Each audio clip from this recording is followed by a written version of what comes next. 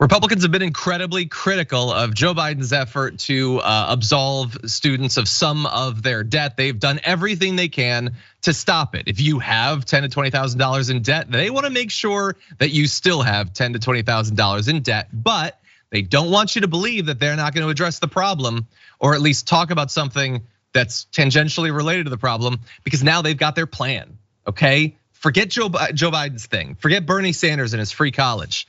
They've got a plan. Senator Bill Cassidy introduced legislation alongside Chuck Grassley, who definitely understands the travails of the young, John Cornyn, Tommy Tuberville, and Tim Scott.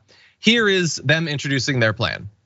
President Biden's scheme does nothing to drive the underlying cause of the debt crisis. According to the Center for Responsible Federal Budget, if this student debt loan transfer goes into effect, students and taxpayers will be back in the same situation in 5 years. Total debt at that point will be $1.6 trillion. This is not a fix. This is merely a Band-Aid, and the Band-Aid saddles taxpayers with a burden again in 5 years. That's why this morning we introduced the Lowering Education Cost and Debt Act, a package of 5 bills aimed at directly addressing the issues driving skyrocketing cost of higher education and the increasing amounts of debt students take on to attend school. So that's an interesting theory. So Biden has this thing that would immediately lift a massive financial debt from the backs of millions of people, and they say, that's not a fundamental solution, that's just a Band-Aid. So let's take a look at what they have, okay? And as you see these, what you will come to understand is they're not gonna do the Band-Aid and the solution. They're gonna ignore the Band-Aid altogether. So here's their bills. There's the College Transparency Act. It would reform college data reporting systems to make information about outcomes such as graduation rates and debt after graduation more accessible, so that you would have a little bit more information before choosing which college to go to. And then when you choose and you go to that college, you would begin accruing debt again, because you'll notice that has nothing to do with your debt. Okay, but maybe in Bill 2 they have something. So the Understanding the True Cost of College Act. It would require colleges and universities to use uniform financial aid letters that are clear on the cost associated with attending the college. I actually think that that's another good idea. So you would get a standardized form that tells you exactly how much debt you're being burdened with, and it will be a lot because that does nothing to actually reduce the cost of college, you'll notice. But maybe it's in Bill 3, third time's the charm, they say.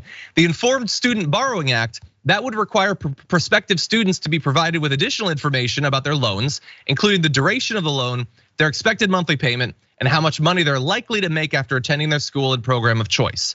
I don't know how you would generate that last bit, that seems impossible, but having more information about the terms of your loan, what the payments would be, is good. You should have that, and you'll need it, because you'll notice that also has nothing to do with lowering the cost of college. You'll just have more information about all the debt that you will have as you have it. But you know what, they still have Bill 4, so maybe they left it for last. The Streamlining Accountability and Value in Education for Students Act. It's a long one, so maybe it's the best, I don't know. It reduces the 9 different student loan repayment options offered by the Department of Education to just 2. The standard 10-year repayment plan and the Repay program, which allows low-income borrowers with low balances on their loans to receive forgiveness sooner. That last bit, maybe for some people, would actually result in forgiveness.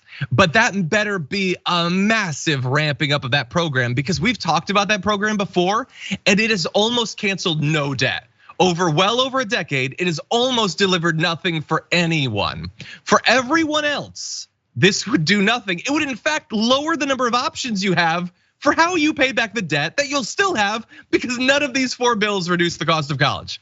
So isn't that amazing? They tell you, that guy that says he's gonna save you $10,000 to $20,000, that's just a Band-Aid, man. You want something more fundamental, like standardized forms and PDFs you can search, and that's it. That's all we have. It's amazing, Viviana. It's ballsy, I'll say that. Well, if I read that, or if I understood that last one, you had to pretty much pay it off, and then we'll forgive the last $15 or something. I don't know how much you need to pay off already. There is a program where if you have very low income and if you maintain all of your payments without missing a single one on a very low income for a certain number of years, and you pay and you pay and you pay and you pay, eventually it will be forgiven. That's the program. It almost never forgives the actual loans. They're saying we would lower the timeline. That doesn't mean that it'll actually work, but it means that you'll find out sooner that it's not gonna work. What's really telling about these bills, and I agree with you, there's some really good stuff in here, right? And so what's really telling about that good stuff, about that informing students, is that that's why we have such crippling debt for students now, because there was predatory lending practices on 18-year-olds and their families that put them into massive amounts of debt because they did not inform the students. In fact, they misinformed the students when they were eligible for Pell Grants and all kinds of free money from the government, subsidies, things like that, and they didn't tell them. They didn't educate them. And so all of these kids, and now who are adults and working and have 30, 40, 50, $100,000 worth of debt, were preyed upon. Because they wanted to be productive Americans. They wanted to go out there and get an education and get a career. And they preyed on those students and they preyed on their families. And now they're saying, yeah, we did do it. And here's bill 1, 2, 3, 4. We're not gonna do that anymore. You still gotta pay, but here's a couple pamphlets so that we don't look so bad, because they were disgusting. And we should forgive the debt, and we should start a whole new system.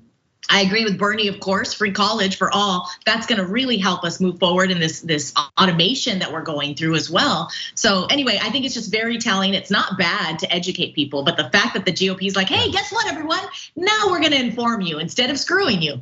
Yeah, I would let most of this stuff go through. But any of you who are waiting to find out if you're gonna get your student debt to be canceled, would you trade the debt cancellation that they're trying to block for what I just read for you?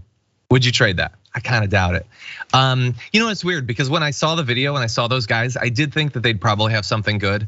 You know, each of them collectively probably went to college at a point when you could pay your tuition with like a sack of turnips or something. And so I thought that they would probably understand modern day students' issues. But anyway, also I will end on this. It's not even like you take Biden's thing, which is the Band-Aid, and then you take their thing, which is like the forward-facing fundamental fix. It's not, it still doesn't do anything to lower the cost. Like there's some stuff that in theory could, with more disclosure, they'll be shamed into lowering the cost. I mean, if you believe that, but it doesn't require the cost to be lowered. It doesn't actually regulate because they don't want to. They like the people who are making money off of how expensive college is. They were making money too, John. They were making, I bet you those 100%. Same people involved in writing these bills were involved in taking advantage of students. 100%. And you mentioned Bernie Sanders. I will just say we don't have time to dive into it, unfortunately. But Bernie Sanders and Pramila Jayapal just reintroduced this week the College for All Act of 2023 to make higher education free at public schools for most Americans. They would pay for it by taxing Wall Street. It is an actual solution to the issue that, of course, they will never allow because they don't want Wall Street to be taxed. That's it. They can call themselves populists as much as they want. They can say the word elites as much as they want. They're there to defend elite interests, and that's what they're doing.